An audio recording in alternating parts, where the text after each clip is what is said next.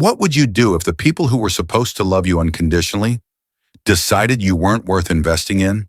Today's story comes from Reddit, and it's about a family that made a choice they'd come to regret. This is the story of a grandson who was told he didn't need help, until suddenly they needed him. Buckle up because this one gets wild, and stick around for the updates, because the final confrontation? Chef's kiss. You won't believe how this ends. Title: My grandparents left me nothing because I didn't need it.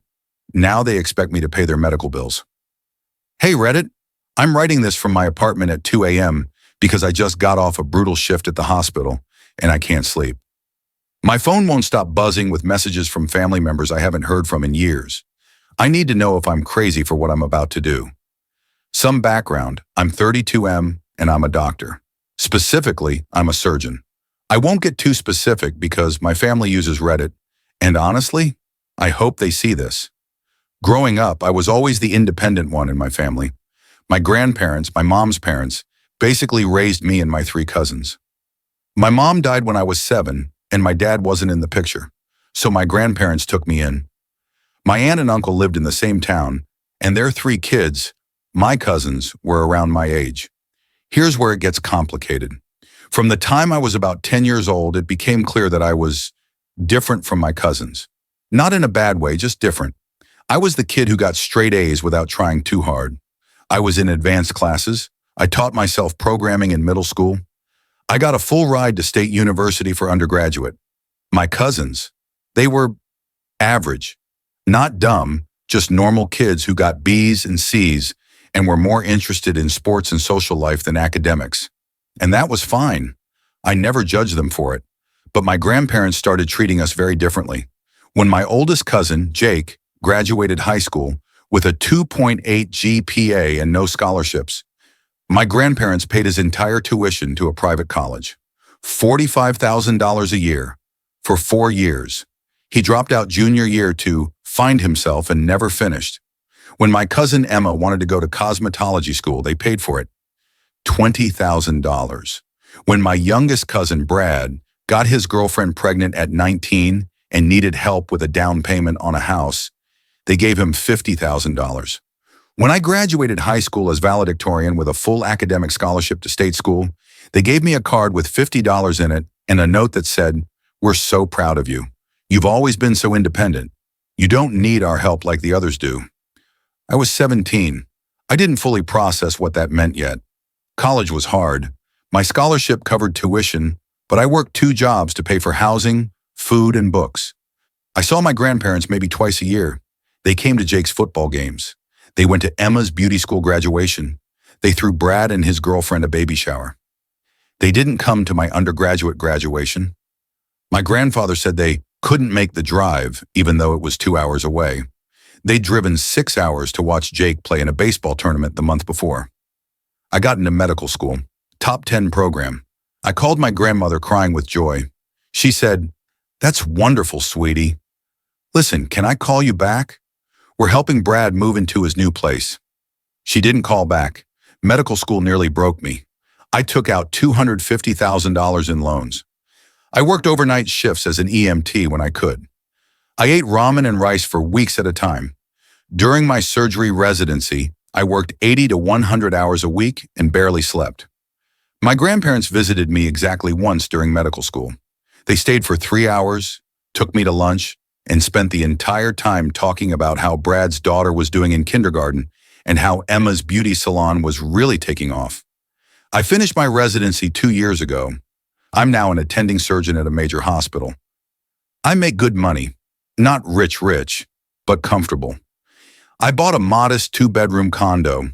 I finally started paying down my loans aggressively. 6 months ago, my grandfather had a major heart attack. He survived, but it was serious. I called immediately, offered to fly home, offered to help navigate his care. My grandmother said, "Oh, honey, you're so busy. Don't worry about it. Brad is here helping us with everything." Last month, my grandmother was diagnosed with stage 3 cancer. It's treatable but requires aggressive chemotherapy and potentially surgery. 2 weeks ago, I got a call from my aunt. She was crying. She said my grandparents' medical bills were piling up.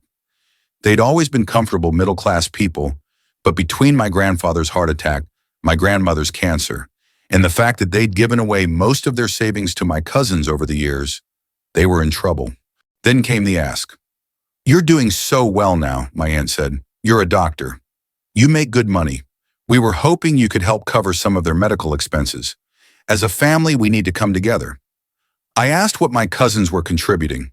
Jake is a bartender who still lives with his parents at 33. He's broke. Emma's salon went under during COVID. She's working at Supercuts now and has credit card debt. Brad works in construction and just bought a $60,000 truck on a loan he can barely afford. None of them could contribute anything meaningful. My aunt said, "But you're a doctor. You have the means. They raised you. Don't you think you owe them something?" I felt like I'd been punched in the stomach. I said I needed time to think about it. Then 3 days ago, my grandmother called me directly. She was crying.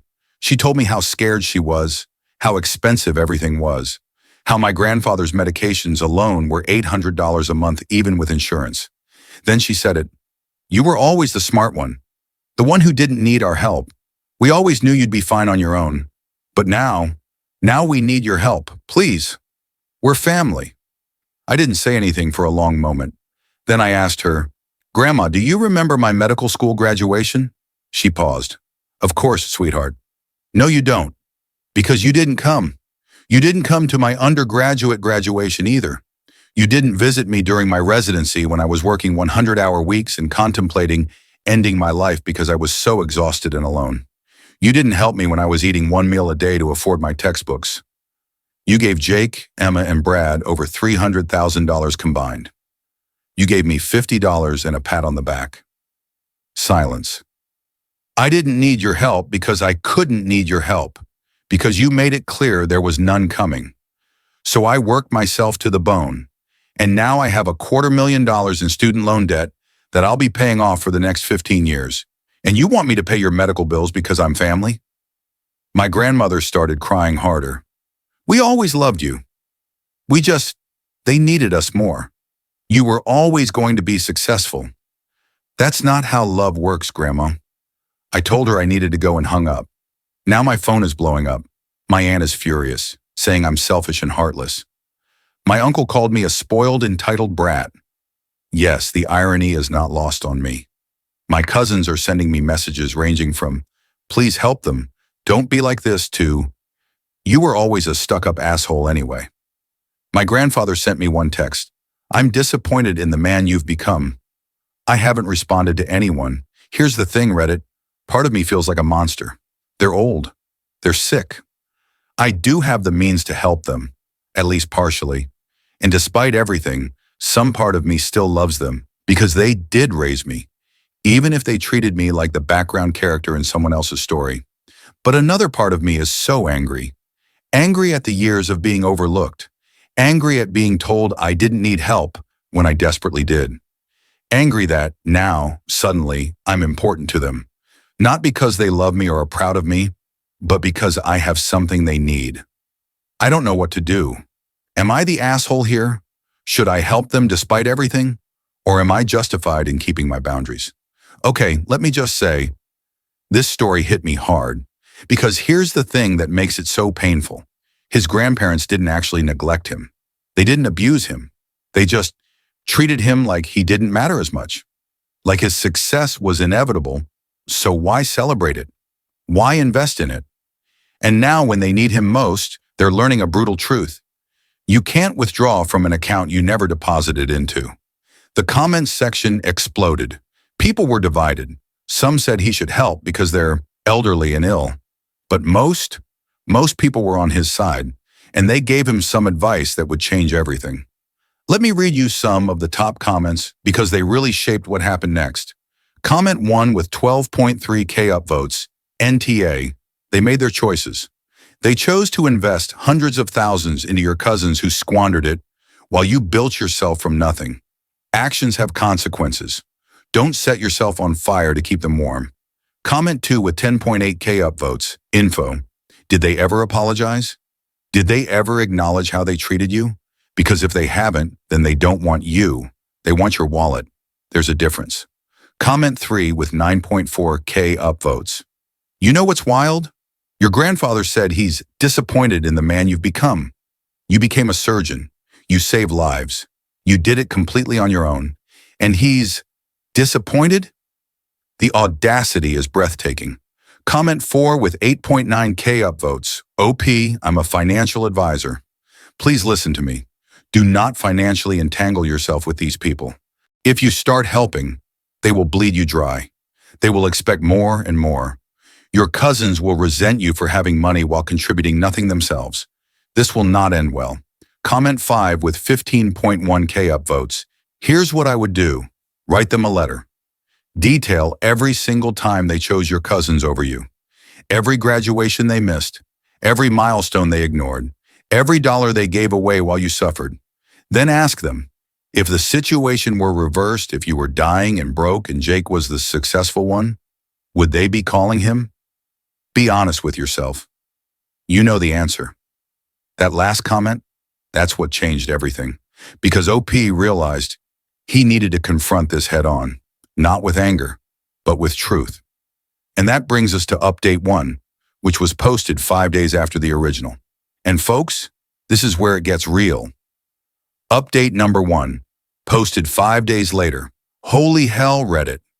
I didn't expect my post to blow up like that. I've read every comment. Some of you made me cry. Some of you made me angry. But most of you made me think really hard about what I wanted to do here.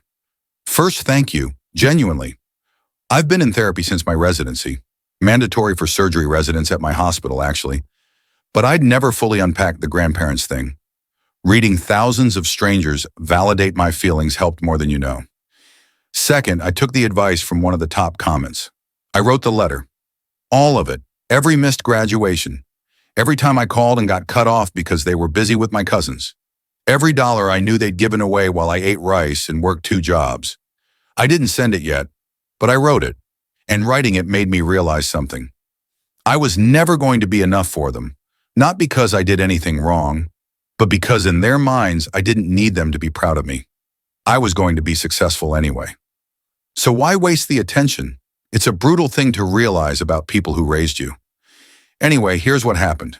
After I didn't respond to anyone for 3 days, my aunt showed up at my apartment, unannounced. She somehow got past the front desk. She told them she was my mother, which yikes. She knocked on my door at 7 p.m. on a Saturday. I opened the door and she immediately started crying. Please, she said, please, you have to help them. Your grandmother might die. How can you be so cold? I let her in, I made her tea, and then I sat her down and I asked her a question.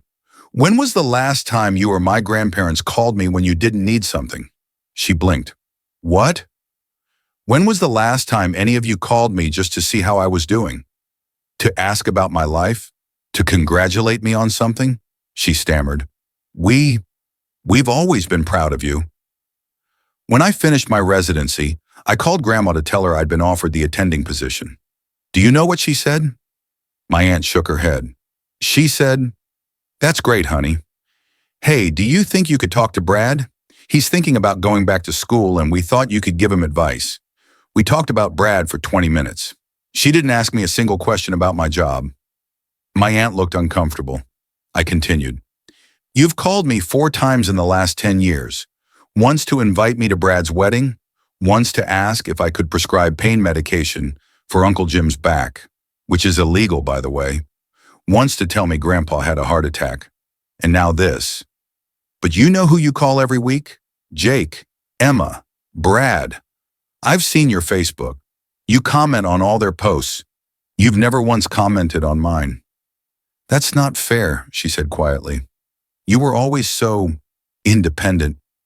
You didn't seem like you needed us. Because I wasn't given a choice. I didn't mean to yell. It just came out. I didn't get to need you. Every time I tried, I was told I was fine. I was smart. I'd figure it out. Do you know how lonely medical school was?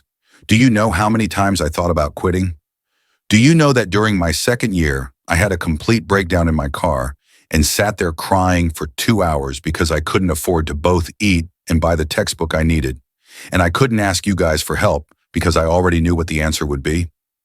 My aunt was crying now too. But you did figure it out, she whispered. You're successful.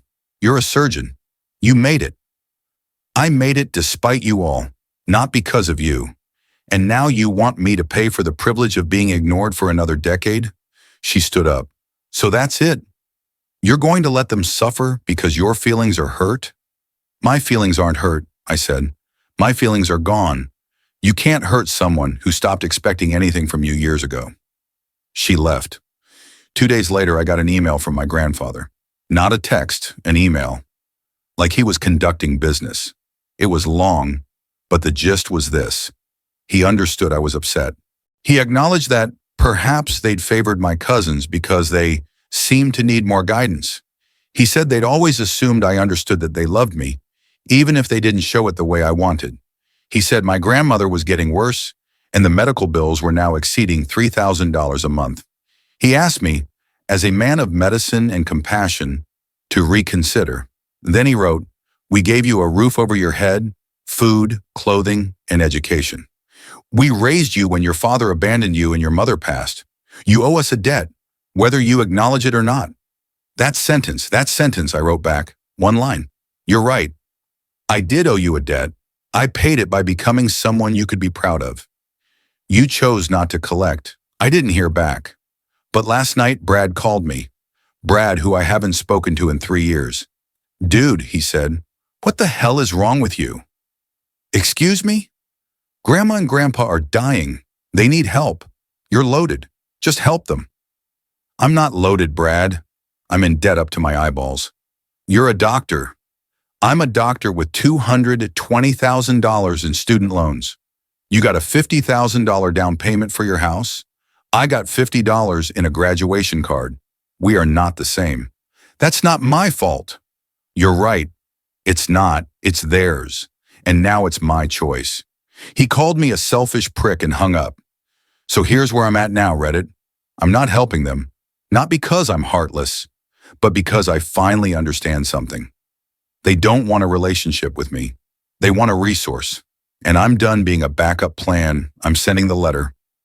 The one I wrote, I'm sending it to my grandparents, my aunt, my uncle, and all 3 cousins. They're going to read exactly how their choices made me feel. And then I'm blocking all of them. Some of you will think I'm a monster. Maybe I am. But I'm a monster who's finally putting himself first. I'll update again after I send it. Can we just take a moment? Because this is the part that gets me. He's not even asking for an apology anymore. He's not asking them to admit they were wrong. He just wants them to understand why he's walking away. That's growth, folks. That's boundaries. But here's the thing about scorched earth tactics. Sometimes when you burn a bridge, you find out who's willing to walk through the fire to reach you. And in this case, the people who showed up might surprise you. Update 2 came 6 days later, and it's a doozy. Update number 2, I sent the letter. Everything exploded, and one person surprised me. "Okay, Reddit, I'm back." And wow, the last week has been a lot. First things first, I sent the letter. All of it. 6 pages, single-spaced. Every memory, every disappointment, every time I was overlooked. I didn't hold back. I sent it via email to everyone. My grandparents, my aunt, my uncle, and all 3 cousins. I also mailed a physical copy to my grandparents' house because they're old and sometimes don't check email. Then I waited. For the first day, nothing. Radio silence. I actually started to think they hadn't received it or were just ignoring me. Then my phone started ringing. My aunt called first. She was furious, screaming, saying I was weaponizing their love and attacking them when they're most vulnerable. She said I was a disgrace to the family and that my mother would be ashamed of me. That last part hit different. I hung up on her and blocked her number. My uncle called an hour later. He was calmer, but somehow worse. He told me I was technically correct, but morally wrong. That yes, maybe they'd made mistakes, but family is supposed to forgive. That I was being petty and vindictive and keeping score like a child. I asked him if he'd read the whole letter. He said, I skimmed it. I hung up and blocked him too. Jake texted me a paragraph about how I'd always thought I was better than everyone, and how just because I went to college doesn't mean I'm smarter or more important. He said I was punishing Grandma and Grandpa for not worshiping at my altar. Blocked. Emma sent me a voice memo. She was crying. She said she understood why I was hurt, but that I was taking it out on the wrong people. That Grandma and Grandpa were old and sick and didn't have time for me to work through my issues. She said, please just be the bigger person. I didn't respond. Blocked. Brad didn't contact me at all. Honestly, I don't think he read it. Then on day 3 after sending the letter, I got a call from a number I didn't recognize. I almost didn't answer, but something told me to pick up. It was my grandmother. She was crying so hard I could barely understand her. At first I thought she was calling to yell at me too, but then I actually listened to what she was saying. You're right, she sobbed. You're right about all of it. I failed you. We failed you.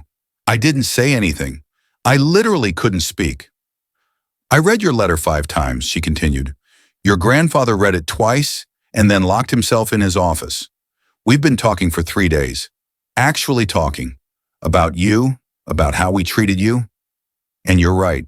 She took a shaky breath. I don't have an excuse. I could tell you that we thought you didn't need us, but that's not fair to you. The truth is, you scared us a little. What? You were so smart, so driven. By the time you were 12, you were already smarter than any of us. You'd talk about things we didn't understand. You had plans and goals and this whole future mapped out. And your cousins, they were struggling. They needed help with homework. They needed encouragement. They needed us to push them. You didn't. You pushed yourself. She paused. So we told ourselves you were fine, that you didn't need the attention. But the truth is, we took the easy way out. It was easier to help the kids who asked for help than to figure out how to support the kid who seemed like he had it all together.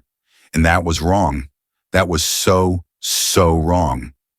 I felt tears running down my face. I don't expect you to forgive me, she said quietly. I don't even expect you to help us. You don't owe us anything. But I need you to know that I'm sorry. I'm so sorry. I'm proud of you. I've always been proud of you. I just never told you because I stupidly thought you already knew. We sat in silence for a moment. Your grandfather wants to talk to you, she said, but he doesn't know how. He's ashamed. He wrote you a letter too.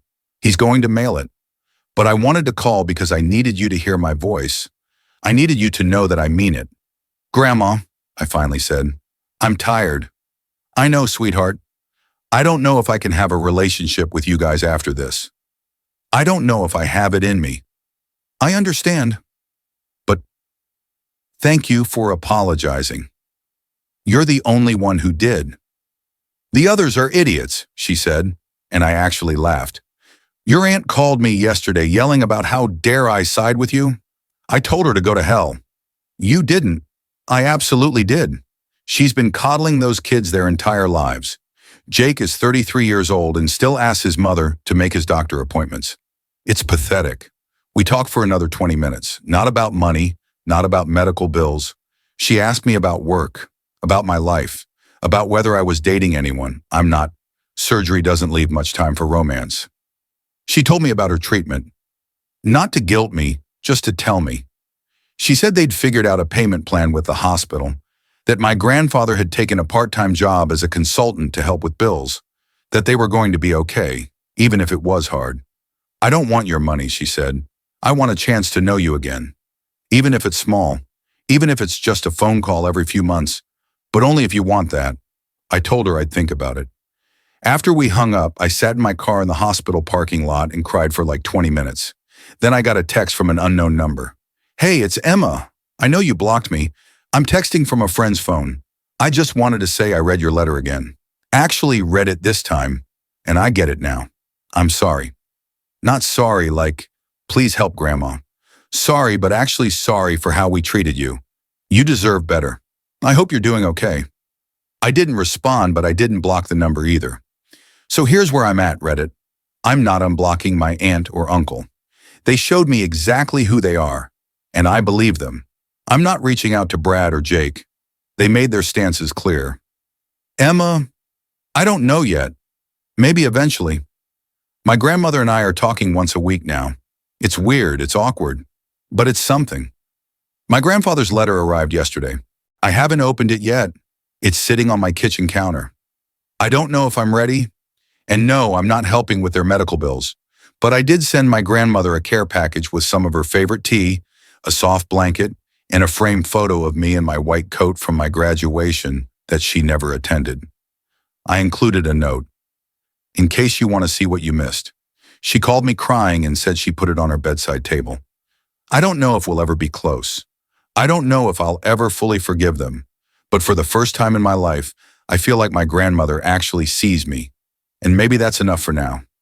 Thanks for listening, Reddit. I'll update again if anything major happens. Okay, I need a minute. Because this is what accountability looks like. His grandmother didn't make excuses. She didn't minimize. She said, "You're right. We failed you." And that's rare, folks. That's real growth. But here's where the story could have ended. A lot of stories like this do end here, with a tentative reconciliation, some boundaries, and everyone moving forward. But this one had one more twist, because 3 months later, OP posted a final update, and it's the ending we all needed. This is where karma shows up fashionably late to the party. Final update, 3 months later. My grandfather's letter, an unexpected ally, and the ending I didn't see coming. Hey Reddit, it's been 3 months since my last update, and I figured I owed you all closure since you've been on this journey with me. A lot has happened, so buckle up. First, I finally opened my grandfather's letter. It took me 6 weeks to work up the courage. My therapist actually suggested I open it during a session in case I needed support. The letter was 8 pages.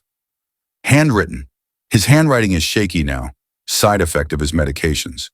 But it was legible. He didn't open with an apology. He opened with a story. He told me about his father, my great-grandfather, who was a factory worker, demanding, never satisfied. My grandfather was the first in his family to go to college. He worked full-time, went to school at night, graduated in 6 years with a degree in accounting. His father never once told him he was proud. Not at graduation, not when he got his first job, not ever. My grandfather wrote, "I told myself I would never be like him. I would celebrate my family, I would support them. But somewhere along the way, I made the same mistake he did. I only saw the people who were struggling. I ignored the one who was thriving, because I thought thriving meant you didn't need me. I was wrong." He went on to detail specific memories, things I didn't even realize he'd noticed. He remembered that I'd won a regional science fair in 8th grade. He didn't come to the ceremony, but he'd kept the newspaper clipping. It was still in his desk drawer. He remembered that I'd called him from college during my sophomore year, homesick and lonely, and he'd cut the call short because he was helping Jake study for a test Jake was going to fail anyway. His words, not mine. He remembered that I'd invited them to my white coat ceremony for medical school. They'd said they couldn't make it, but the real reason was that it was the same weekend as Brad's daughter's birthday party. A birthday party, he wrote, for a 2-year-old who wouldn't even remember it, instead of watching my grandson achieve his dream. Then he wrote something that broke me. "I was afraid of you, not of you, but of your success, because it reminded me that I peaked at middle-class comfortable and you were going to surpass that. And instead of being proud, I felt small. And I handled that by pretending your achievements didn't matter as much because they came easily to you. But they didn't come easily, did they? You just made it look easy because you had no choice. And I'm sorry. I'm so sorry." The letter ended with this. "I don't expect your forgiveness. I don't deserve it. But I want you to know that you were never the problem. You were never too independent or too smart or too capable. We were too cowardly to rise to your level. I'm proud of you. I've always been proud of you. I just couldn't figure out how to tell you without admitting that I'd failed you. I love you, grandson. I hope someday you can believe that." I called him that night. We talked for 2 hours. He cried. I cried. It was uncomfortable and painful and necessary. We're rebuilding. Slowly. Now here's where it gets interesting. About a month ago, I got a Facebook message from Emma. She asked if we could meet for coffee. I was hesitant, but something told me to say yes. We met at a Starbucks halfway between our cities. It was awkward at first, but then she said something that surprised me. I left the family group chat. What? The one with Mom, Dad, Jake, and Brad. I left it. Because after I read your letter, really read it, I started paying attention to how they talked about you. And it made me sick. She told me that after my grandmother apologized to me, my aunt had a complete meltdown. She'd called Emma sobbing, saying that my grandmother was betraying the family by siding with me. She said I was manipulative and had turned Grandma against them. Emma said she'd finally snapped. I told her, Mom, he didn't turn anyone against anyone. You just don't like being held accountable, and she lost it. Told me I was ungrateful, that she'd sacrificed so much for us kids. And I looked at her and said, you gave us everything except the tools to survive without you. Look at us. Jake is 33 and can't keep a job. Brad is drowning in debt because he never learned financial responsibility. And I'm working at Supercuts because my business failed and I had no backup plan. Meanwhile, the cousin you all ignored is a freaking surgeon. Maybe you sacrificed the wrong things. I just stared at her. She didn't talk to me for 2 weeks after that, Emma continued, but I don't care anymore. I'm tired of pretending that we were the victims in this story. You were, and I'm sorry I didn't see it sooner. We've been meeting for coffee every few weeks now. She's actually going back to school, community college, studying business. She wants to open another salon eventually, but do it right this time. We talk about real stuff. She asks me about work. I ask her about school. It's nice. Jake and Brad? No contact. My aunt and uncle? Also no contact. And I'm fine with that. My grandparents and I talk on the phone every Sunday now. It's our thing. My grandmother finished her chemo last month. She's in remission. My grandfather's heart is stable. They're managing their bills. I didn't give them money, but I did help them negotiate with the hospital billing department. One of the benefits of working in healthcare, you learn the system. They got their bills reduced by almost 40%. Last month, they asked if they could come visit me. Just them. No one else from the family. I said yes. They drove the 2 hours to my city. I gave them a tour of the hospital, the non-patient areas, obviously. I showed them the surgical wing where I work. My grandmother cried when she saw my name on my office door. Doctor, name, attending surgeon. I should have seen this years ago, she whispered. We had dinner at my apartment. Nothing fancy. I made pasta because it's one of the few things I can cook well. We looked through old photos on my laptop, pictures from medical school, residency, my first day as an attending. My grandfather pointed to a picture of me in scrubs, looking absolutely exhausted during my residency. You look dead on your feet in this one, he said. That was after a 28-hour shift, I told him. I just finished my first solo surgery. I went to my car afterward and just sat there shaking for 20 minutes because I couldn't believe they trusted me with someone's life. Were we ever going to hear about this? My grandmother asked quietly. I called you that day, I said. You were at Brad's daughter's soccer game. You said you'd call me back. Silence. I didn't call back, did I? She said. No. She reached across the table and took my hand. I can't fix the past, but I'm here now. Tell me about the surgery. So I did. I told them everything, and they listened. Really listened. Before they left, my grandfather handed me an envelope. Don't open it until we're gone, he said. After they left, I opened it. Inside was a check for $50 and a note. We gave you this amount when you graduated high school. We thought it was enough because you didn't need more. We were wrong. This doesn't fix anything. But we wanted you to know. We see the irony. We see how little we gave you. And we're ashamed. The $50 is symbolic. But there's something else in here too. There was a second piece of paper. It was a handwritten letter, notarized and dated, officially forgiving a $35,000 loan they'd given to Jake 8 years ago that he'd never paid back. The letter stated that the forgiven amount was to be considered an early inheritance distribution and that upon their deaths, Jake's inheritance would be reduced by $35,000, with that amount redirected to me. There was a similar letter for Emma, $20,000 forgiven loan for her salon, and Brad, $50,000 for his house down payment. A note at the bottom said, "We can't give you money we don't have, but we can make sure that what we do leave behind is fair. You deserved equity all along. This is us trying to do right by you, even if it's too late. I sat on my couch and just processed. They were trying, really trying. I called them, told them they didn't have to do this.